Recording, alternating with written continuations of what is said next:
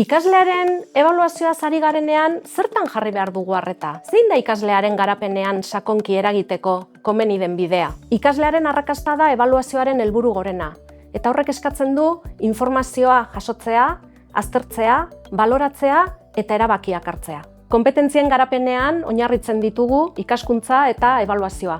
Horretarako, ikasleak lehenik ezagutzen errepertorioa zabaldu egin behar du, gero, ekintzan integratzeko eta besteei komunikatzeko. Eki proiektuak jarduera mota desberdinak eskaintzen ditu. Arakatzea, ulertzea, integratzea, egituratzea eta ebaluazio hezitzailea du ardatz, planifikazioa, autorregulazioa eta feedbacka oinarri hartuta.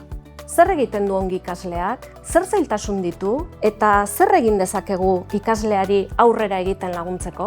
Azken batean, ikasleari autoebaluazio eta autorregulaziorako tresnak eskainiko dizkiogu bere lorpenez eta hobetzekoez ohartu dadin. Horrela, pixkanaka, ikaslea bere ikaskuntzaren arduradun eta gidari izango da.